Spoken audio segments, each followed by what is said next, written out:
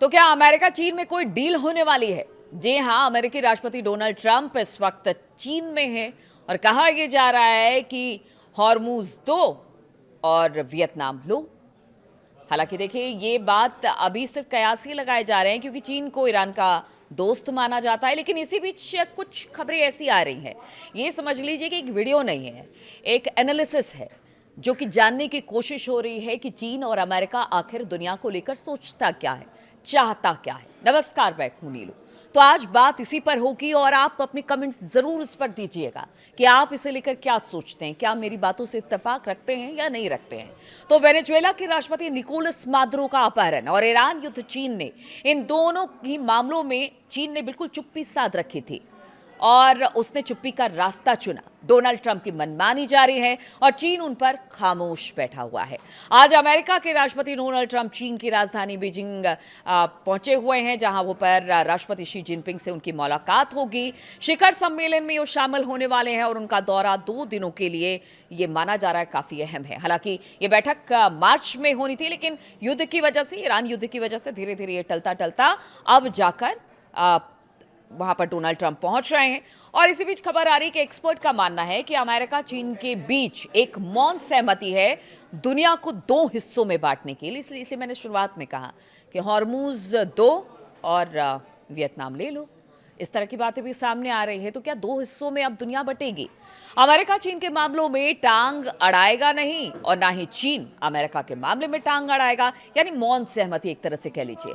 इससे सवाल यह है कि डोनाल्ड ट्रंप के पिछले 1.5 वर्षों के दूसरे कार्यकाल के दौरान चीन को लेकर उनकी नीति अब बीजिंग दौरा क्या इस बात की पुष्टि करता है कि G2 यानी ग्रुप ऑफ 2 का निर्माण हो चुका है? क्या इसका मतलब है कि दुनिया की दूसरी ताकतें जैसे कि भारत, रूस, फ्रांस या फिर यूरोपियन संघ के वैश्विक शक्ति की रेस में कोई जगह नहीं है? यानी अब सिर्फ 2 ही देश रह गए हैं दुनिया में। और ये बड़ा सवाल है कि क्या दुनिया के दूसरे देशों को या तो चीन या फिर अमेरिका के बीच किसी एक छाते के नीचे रहने आना होगा, चुनना पड़ेगा दोनों को? क्या भारत या रूस जैसे देश इसे बर्दाश्त कर पाएंगे? खासतौर पर रूस, जो कि एक वक्त अमेरिका के सामने दूसरी शक्ति बनकर खड़ा था, आज उसको ही दरकिनार करने पर रूस, चीन और अमेरिका लगा हुआ है रूस को दरकिनार करने पर। तो ईरान युद्ध से चीन को काफी नुकसान पहुंचा है क्योंकि उसका एक अच्छा खासा तेल का व्यापार ईरान के साथ था और अब हॉर्मूज बंद है तो तेल भी सप्लाई नहीं हो पा रहा है चीन तक। उसके तेल आयात पर बहुत ज्यादा असर पड़ा है चीन के इस ईरान युद्ध में, लेकिन फिर भी चीन की प्रतिक्रिया बहुत सीमित रही है। रूस खुलकर बोल रहा है, लेकिन चीन जो है, चीन को एक बड़ा व्यापारी भी कहते हैं। चीन अपने सामान बेचने के लिए और बिल्कुल अपनी चुप्पी साधने के लिए पूरी दुनिया में जाना जाता है। इसलिए भले वो अपने सामान बेच रहा हो ईरान को, लेकिन चुप्पी उसकी बहुत ज़्यादा, वो किसी तरह की कोई प्रतिक्रिया अमेरिका ईरान युद्ध को लेकर नहीं दे रहा है। दूसरी तरफ डोनाल्ड ट्रंप की बात की जाए तो डोनाल्ड ट्रंप की धमकियों ने अमेरिका के यूरोपीय सहयोगियों को दूर कर दिया। हमने देखा था कि किस तरह से उन्होंने कहा कि अपनी सेना भेजिए और ईरान पर हमला कीजिए, हॉर्मूज में हमला कीजिए। जब यूरोपियन संघ ने मना कर दिया तो उन्होंने कहा कि मैं तो नाटो को ही खत्म कर दूंगा।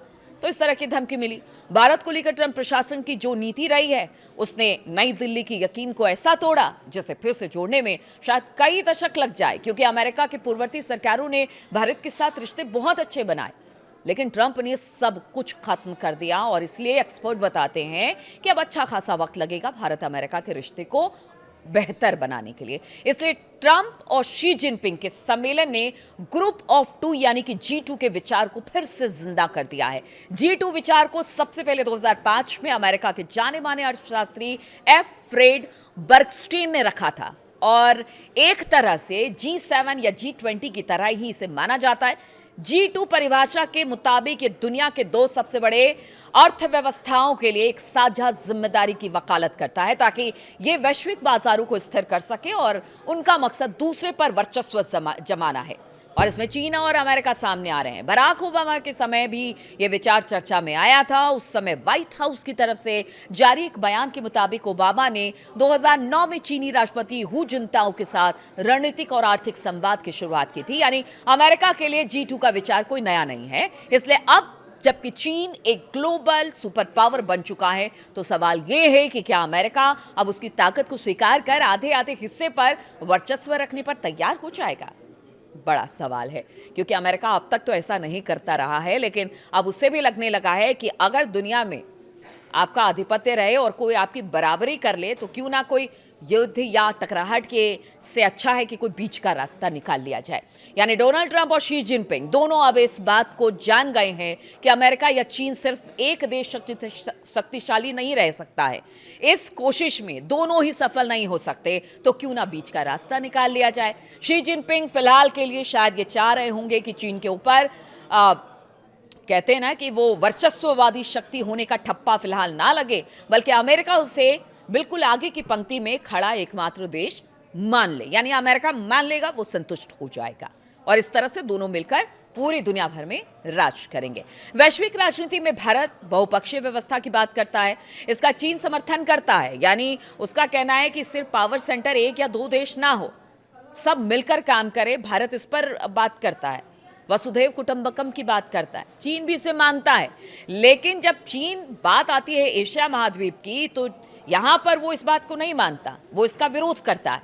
डोनाल्ड ट्रंप ने पिछले 1.5 वर्षों में जिस तरह से भारत के साथ संबंध खराब किए, उससे साफ पता चलता है कि अमेरिका अब चीन के खिलाफ भारत को कोई प्रतिद्वंदी नहीं मान रहा और उसे चीन के खिलाफ भारत नहीं चाहिए।